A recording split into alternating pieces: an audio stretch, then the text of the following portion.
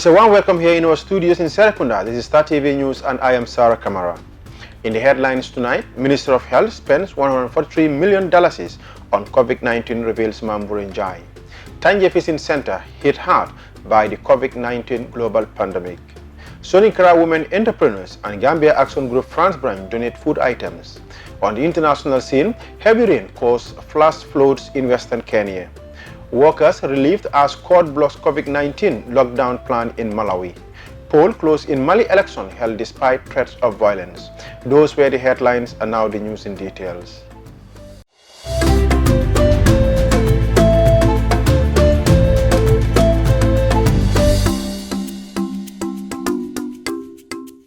The Ministry of Finance and Economic Affairs, Mamburin Jai, has disclosed that a staggering $143 million has been spent in response to the COVID-19 pandemic. The money, according to Minister Jai, is from the $500 million emergency response funds by the President. Binta Koli has rest of the details. After the approval of $5 million by President Barrow to the Ministry of Health to effectively scope the outbreak of the coronavirus last month, many are in doubt as to what exactly the money will be spent on. Minister Njai revealed these figures during a press briefing on Friday in Banjul. He revealed that $143 million was spent as of April 16, 2020. As at now, April 16, we have spent $143.3 million. The $43.3 million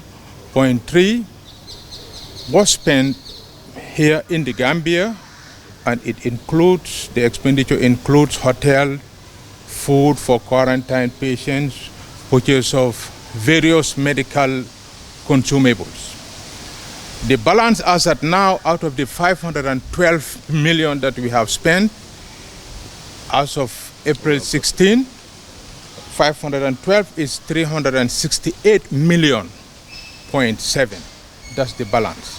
However, Mr. Njai noted that no foreign assistance or whatsoever has been received by the government currently. Now, I think it is very important for me to clarify that up to this morning, every dalasi or butut spent on COVID-19 is from our local funds.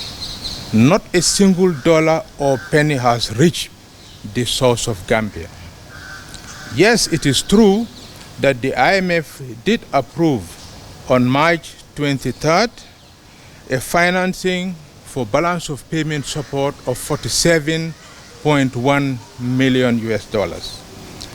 And this for $47.1 million is specifically for balance of payment support. It's the augmentation of our reserves just in case we have a deficit so that they'll be able to fill the gap. That was the approval on March 23rd, 2020, meaning those funds will not be remitted to the coffers of the government of the Gambia. April 15, the IMF did. The first approval is called the Extended Credit Facility, ECF. The second one on April 15 is $21.3 million. That is under the rapid credit facilities. How does this facility work? It will be sent to the central bank, and the central bank will on lend. They will denominate it in dollars, and it will be on lend to the government of the Gambia. But all of these funds, up to this morning, did not reach the source of the Gambia. The minister's revelation was met with utter dismay and anger by many, especially on social media. Many wonders how over $143 million could be spent in just a month, with the Gambia registering just a few cases. The Gambia, through the Ministry of Health, confirmed another case of COVID-19 on Sunday, April 19, bringing the totality of confirmed cases to 10, with one death. For Star TV News, I am Binta Koli. Over the weekend, Star TV visited Tanje to assess the effects of the coronavirus pandemic on the country's main fishing center as the government of the Gambia imposed a 45 days of state emergency. Modi Elbaji was there and he now reports.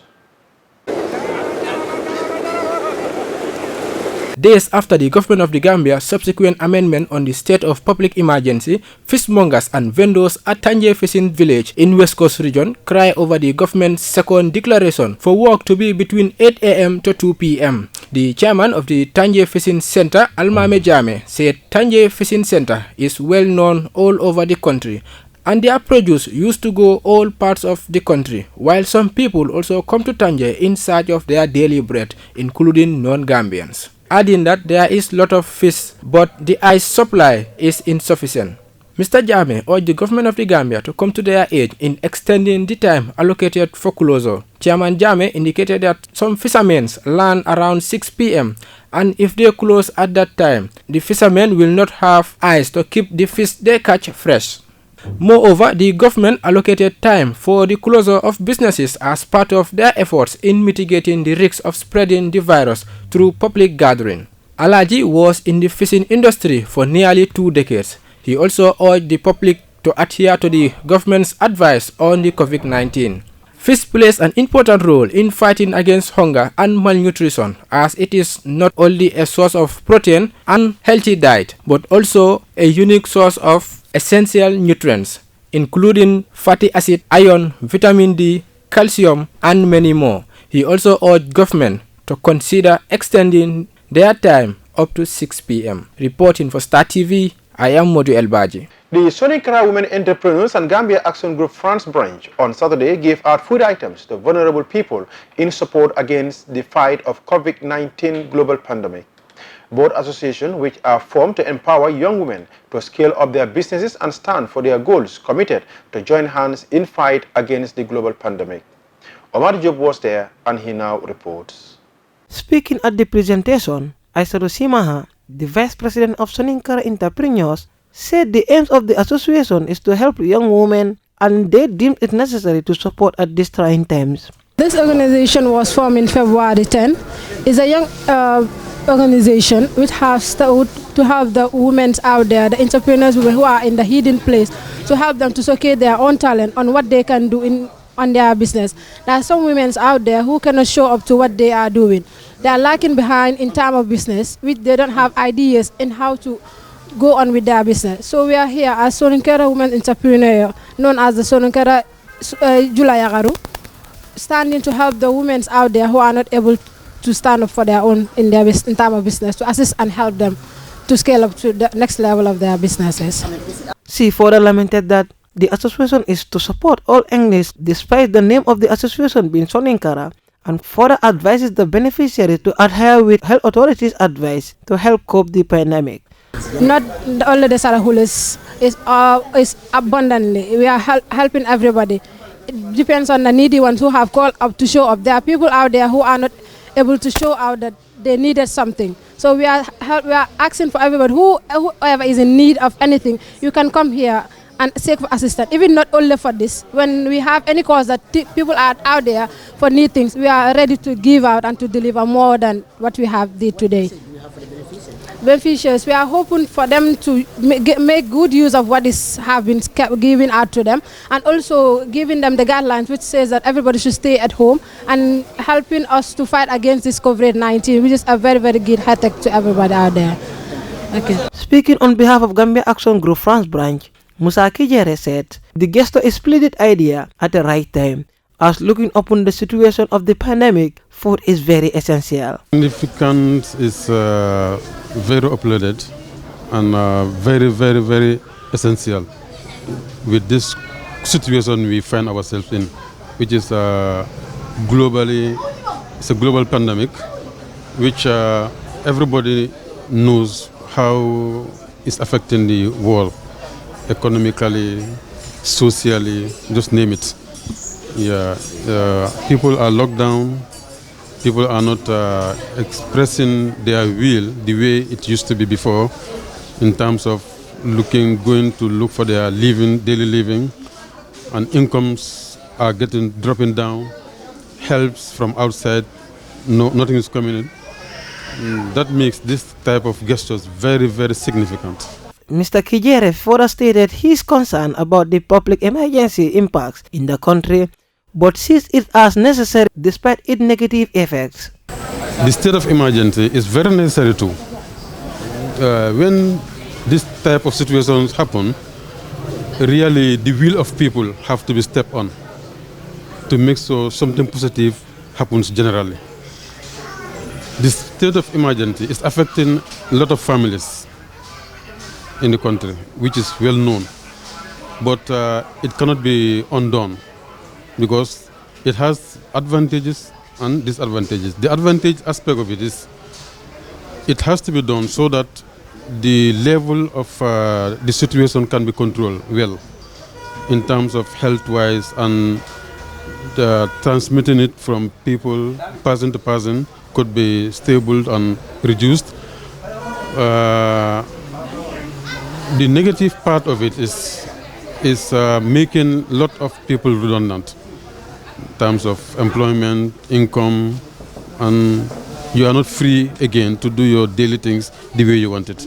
Haji Banigo Sisaho, the proprietor of Star TV Star FM, commented the tremendous effort of the two associations and urges other institutions and philanthropists to emulate the great gesture done by the associations. Mohamed Gikine, one of the beneficiaries, made a similar remark and thanked the two associations for their effort in these trying times to help the needy with food items, as it will play a vital role in the fight against COVID-19 pandemic. Omar Job for Star TV. And now news beyond our borders. Heavy floods in Kenya have killed at least 4 people, while 28 others are missing. They include police officers who were on a rescue mission in the West Pokot region. Schools, homes, and a market are underwater, with more rain expected. Al Jazeera Laura Bowden-Manley reports.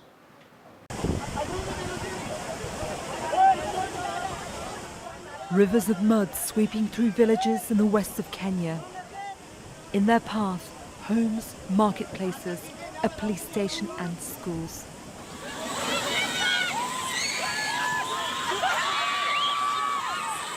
In West Pokot, days of heavy rains. Locals pull survivors from the debris left behind. Many areas are still waiting for official rescue teams to arrive. We ran to the other side of the ridge, and that's when we saw the floodwaters. It came down in a big wave and destroyed this whole shopping center and carried away all the animals and 2 cars. Most roads have been cut off and bridges washed away. Locals say they've had to carry flood victims to nearby health centers on their backs. This used to be a big market, but now it looks like a river. There were many shops here. Before yesterday, this was a vibrant shopping centre, but everything is gone now. Everything has been swept away, and it's very distressing. The government and all relevant agencies need to come here, and as we speak, several people are still missing. Kenya's Red Cross warns that once the floodwaters clear, other threats loom. They fear waterborne diseases and a possible increase in coronavirus infections. In November, Al Jazeera filmed Tamkal village in Western Pokot. After days of torrential rain, flooding and landslides, entire families here were killed. Communities surrounded by floodwaters and isolated. Days later, families went out in search of their relatives' bodies. Many say it was the worst disaster that they'd seen in a lifetime. Researchers say warming oceans are causing unpredictable weather patterns in eastern Africa, and with more rain expected in the coming days, help may be slow coming to these villages, and the problems may not be over. Laura Bowden-Manley, Al Jazeera. Malawi government wanted to impose a 21-day lockdown to slow the spread of the coronavirus. But a High Court judge blocked the plan on Friday because of the devastating impact it would have on workers who would lose their income. Workers say they cannot afford to stay at home in spite of the health risks from the coronavirus. Al Jazeera Victorious Katembe reports. It's business as usual at this market in the Malawi capital. Workers in Lilongwe live hand to mouth and say a lockdown here simply won't work. The government should just abandon the whole idea. Unless it pays each and everybody a certain amount of money, which practically is impossible because the villages are scattered all over. The government wanted to impose a 21-day lockdown to slow the spread of the coronavirus. But a High Court judge blocked the plan on Friday because of the devastating impact it would have on workers who'd lose their incomes. In South Africa, where people have been under lockdown for 3 weeks, sheer desperation is fueling social unrest. And in Kenya, as of Saturday, human rights groups say as many people had died in police crackdowns on citizens defying the curfew as from COVID-19. Africans are at the moment copying what's being done in Europe and in China, particularly in China, and there have been a number of delegations. But the Chinese, with a strong state and an autocratic government, can enforce compliance. That is not the situation in Africa. The African Union predicts the pandemic could lead to the loss of more than 20 million jobs throughout the continent. In a meeting last week, the World Health Organization asked G20 finance ministers to support African countries with debt relief so they can focus on fighting the pandemic. Oxfam says what was decided at that meeting doesn't go far enough. Where you suspend debt, you just shore up problems for next year. We also need to see greater injections of cash right now. So governments need to follow the lead of countries like the UK, who are meeting their aid commitments. The spread of the coronavirus has been relatively low in Africa so far, but the fear is that's about to change, and lockdown measures many can't afford may lead to more protests and violence. Victoria Gatenby, Al Jazeera. Turnout has been very low in Mali's election, with voters put off by the twin threats of the coronavirus and continued violence from ISIL and Al-Qaeda affiliates, who have called for a boycott of the vote. And those who took part in the second round ballot says their country needs a functioning government in order to change the vote that had been postponed because of security concern. Al Jazeera Nicholas Hick reports. It was an election supposed to bring peace, but brought fear. Few Malians came out to vote because of the threat of a bomb attack at polling stations or catching the coronavirus. One of the voters said it was a risk worth taking. When we talk of peace, we need a functioning assembly that can make decisions and take action so that our country can move forward. Under a 2015 peace agreement signed with armed groups in northern Mali, the government agreed to a parliamentary election and to change the constitution to give more autonomy to regions. The election was cancelled twice because of insecurity. Vowing to overthrow the government are fighters linked to the ISGS and Al-Qaeda. They called for a boycott of the elections after the kidnapping of opposition leader Soumaïla Cissé 3 weeks ago. For first-time parliamentary candidate Hamadoun Dicko, dialogue, not military operations, is the solution. Since we are incapable of fighting them, we should negotiate with them even if we have to apply Sharia. It shouldn't be a problem. 95% of us are Muslims. Why fear an Islamic Republic? Armed groups are pitting ethnic groups against each other, such as the Fulani and Dogon. Villagers fight each other in central Mali, but after being forced from their homes by repeated attacks, they live in peace, side by side, in this makeshift camp in Bamako. In normal circumstances, I would have taken part in the vote, but we can't have them here. I would have liked to have had my voice in this election. While several polling stations were attacked by armed groups, the government announced several new coronavirus infections and that hundreds were in treatment. With most candidates failing to get an outright majority in the first round 2 weeks ago, the turnout was low in the second round. The ruling party, Rally for Mali, is set to win the majority of the votes. The legitimacy of the results is already being questioned by the opposition and all of those that stayed at home during the vote. Nicholas Hawk, Al Jazeera. And before we end the news, a recap of our main headlines. Ministry of Health spent over $143 million on COVID-19, reveals Mambu Njai. Tanje Facing Center hit hard by the COVID-19 global pandemic. Soninka Women Entrepreneurs and Gambia Action Group France branch donated food items. Heavy rain caused flash floods in western Kenya. Workers' relief as court blocks COVID-19 lockdown plan in Malawi. Poll closed in Mali election held despite threats of violence. That's all for this edition of the news. Please enjoy the rest of our programs and join us tomorrow for more news. Thank you.